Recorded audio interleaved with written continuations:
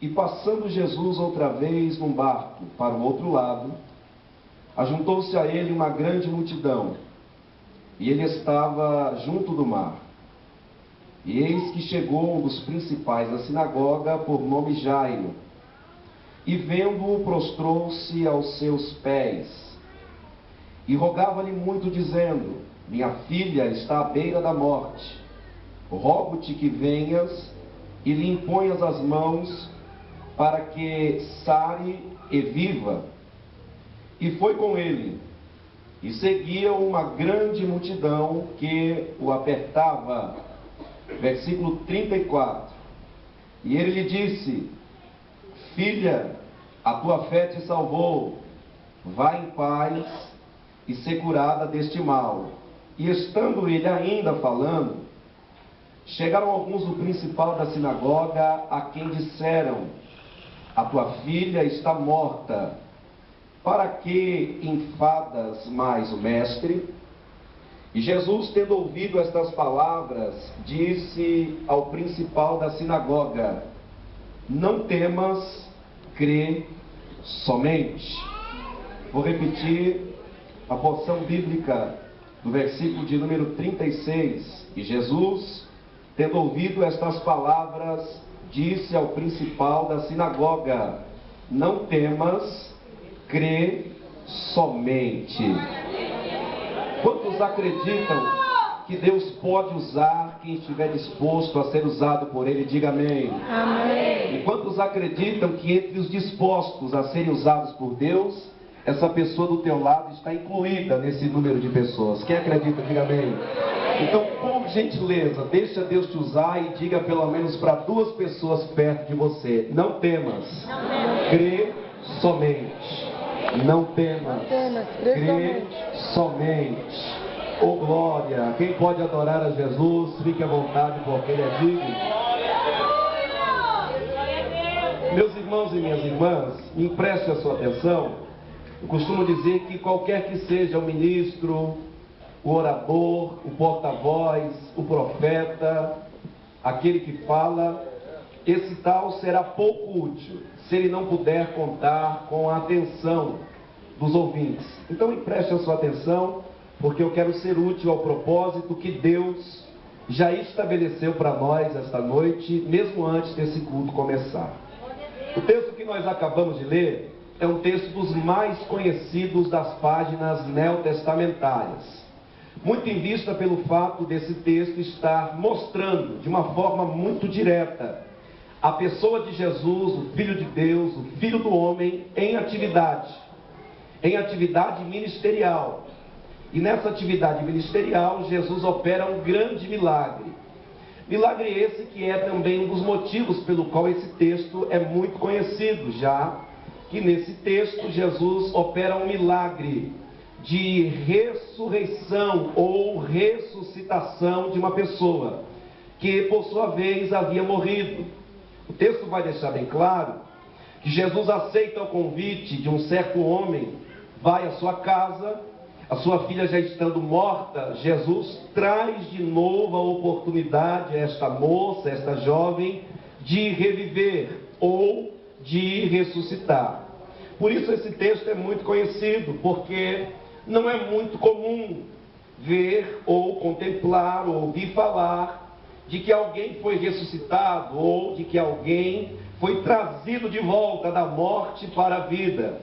Mas o interessante é que quem está atuando aqui, quem está operando aqui é Jesus, que tem poder de fazer aquilo que, ainda que seja incomum para os homens, pelo seu poder ele pode realizar a qualquer momento.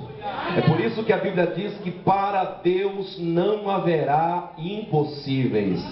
Já quero aproveitar essa fala introdutória para dizer para alguém que veio aqui, precisa ouvir isso: não há nada que Deus não possa realizar ao seu favor. Não há nada que seja impossível para Deus ao seu respeito. Se tiver alguém aqui com uma causa impossível que já fugiu do seu controle ou já fugiu do controle humano, traga para o altar, coloque na presença de Deus, e o Deus dos impossíveis mais uma vez vai manifestar o poder da sua glória. A menina ressuscita, mas o que me chama a atenção é que essa menina tem um pai. E o pai dessa menina é citado no texto pelo nome. O seu nome é Jairo. Vale lembrar que dentro da etimologia bíblica, ou dentro da falácia dos nomes bíblicos, Jairo significa aquele que brilha. Jairo significa aquele que é iluminado. Jairo significa aquele a quem Deus iluminou. É interessante falar do significado do nome de Jairo por um motivo muito interessante. A cultura bíblica, a cultura dos judeus, era uma cultura que valorizava muito o significado dos nomes das crianças quando as tais nasciam. Segundo a cultura dos judeus, quando uma criança nascia, o seu pai, a sua mãe, a sua família tinha todo um cuidado quando ia dar o nome a esta criança. Os judeus acreditam que devido a um acontecimento durante a gestação da criança, ou devido a um desejo futuro e profético dos pais para essa tal criança, era que o nome dessa tal criança era vinculado à mesma. Quando o nome de Jairo é traduzido dizendo ele é iluminado, ele é brilhante, ou aquele a quem Deus iluminou, possivelmente, provavelmente, quando Jairo nasce, ou perto de Jairo nascer, os seus pais entram num acordo e desejam isso para a vida de Jairo. E projetam isso para a vida do seu filho. E eu louvo a Deus, porque os judeus tinham esse cuidado. Quando o filho ainda estava no projeto, quando o filho ainda estava sendo gerado, os pais projetavam profeticamente o que é que os seus filhos gostariam que eles fossem. Eu glorifico a Deus porque não é só os judeus que têm esse hábito, crente fiel também tem esse hábito. Crente fiel, quando vai ter filhos, já apresenta no altar. Crente fiel, quando vai gerar, já põe nas mãos de Deus. Eu profetizo que se tem alguém aqui que projetou que o seu filho seria um grande homem de Deus, que a sua filha seria uma grande mulher de Deus, é exatamente isso que vai acontecer. Porque quem apresenta a sua prole nas mãos de Deus, vê o Deus que dá vida guiar os passos daqueles que adoram o seu nome. Talvez alguém esteja olhando para mim dizendo: pastor, eu fiz isso, eu tive esse cuidado, eu apresentei nas mãos de Deus.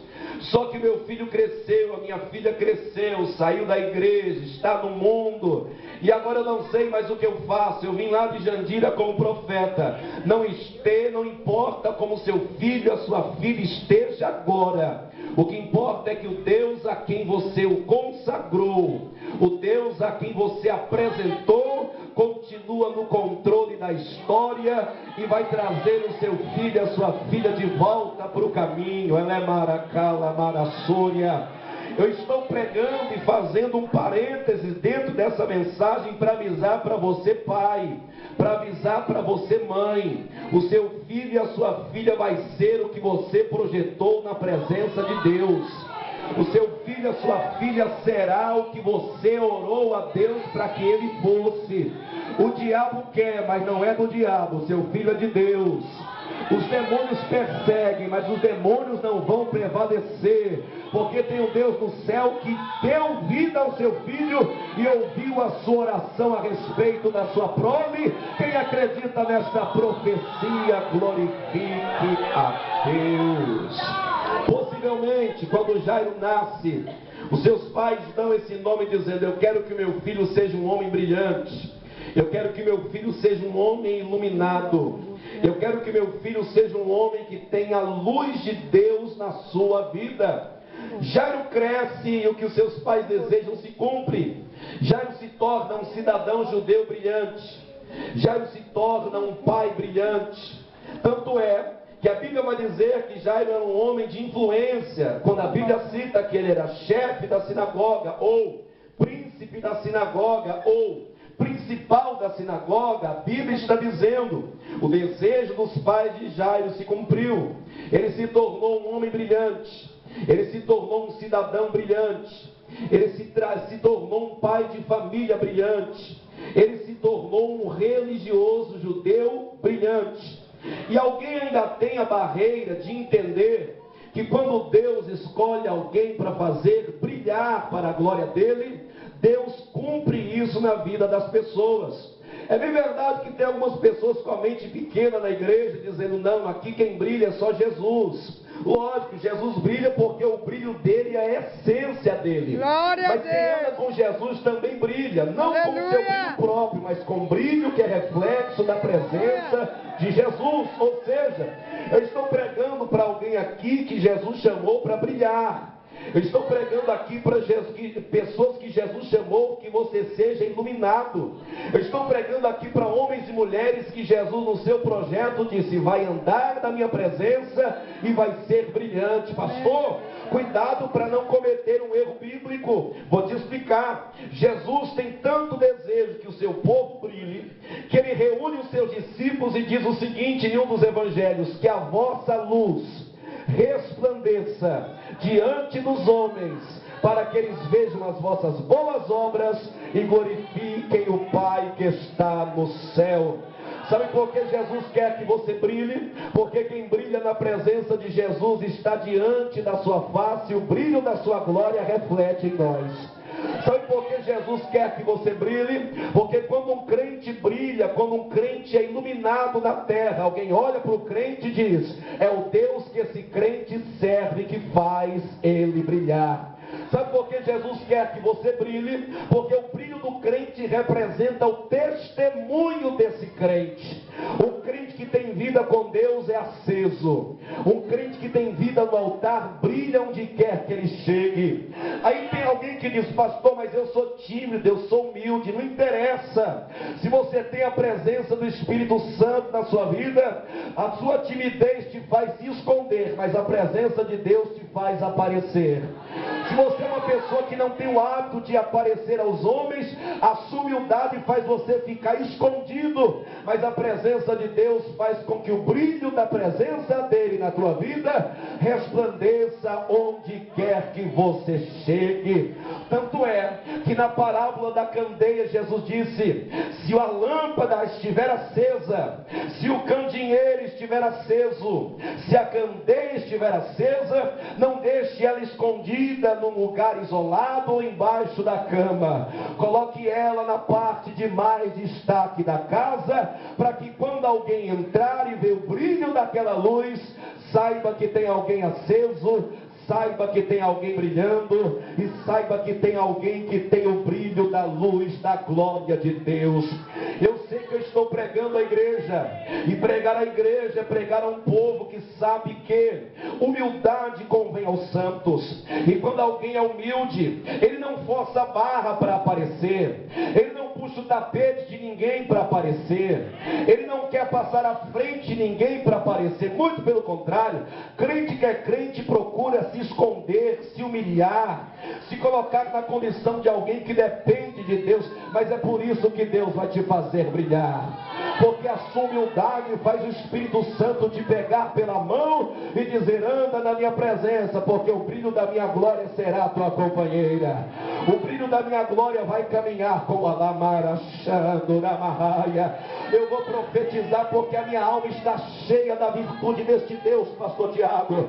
Deus mandou eu vir lá de Jandira para dizer para alguém, ainda que você se esconda, Deus não vai te deixar escondido. Ainda que você se coloque nos últimos lugares, Deus vai fazer com que os últimos sejam os primeiros. Ainda que você esteja dizendo, não quero aparecer, eu quero ser apenas mais um servo, Deus manda lhe dizer, é servo que ele faz brilhar, é servo que ele faz resplandecer. Ainda que você não queira, você vai se destacar onde você trabalha. Ainda que você não queira, você vai se destacar no campo onde você congrega.